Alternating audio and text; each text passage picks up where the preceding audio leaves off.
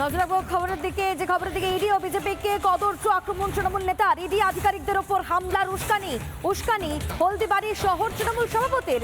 BJP কর্মীদের রাস্তায় গুলি করে মারার নিদান দিচ্ছেন শহর তৃণমূলের সভাপতি অমিতাভ বিশ্বাস।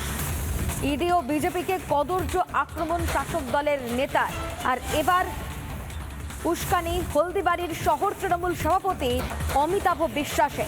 বিজেপি কর্মীদের রাস্তায় গুলি করে মারার নিদান দিচ্ছেন তিনি। ইডি আধিকারিকদের উপর হামলার উস্কানি দিচ্ছেন অমিতাভ বিশ্বাস।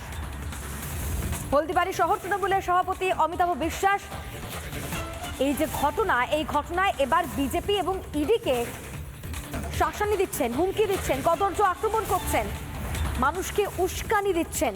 তিনি বলছেন ইডি আধিকারিকদের ওপর হামলা হোক, বিজেপি কর্মীদের রাস্তায় গুলি করে মারার নিদান দিচ্ছেন হলদিবাড়ির শহর তৃণমূল সভাপতি অমিতাভ বিশ্বাস।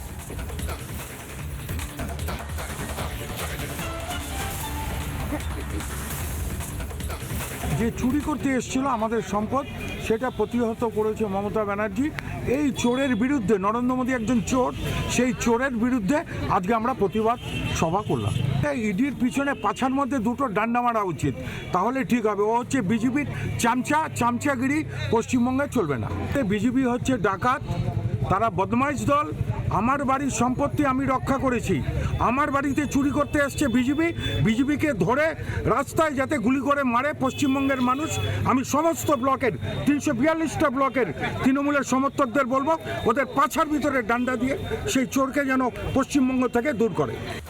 নানা ধরনের কন্টেন্ট দেখার জন্য লাইক করুন, শেয়ার করুন আমাদের ফেসবুক পেজ, সাবস্ক্রাইব করুন আমাদের ইউটিউব চ্যানেল।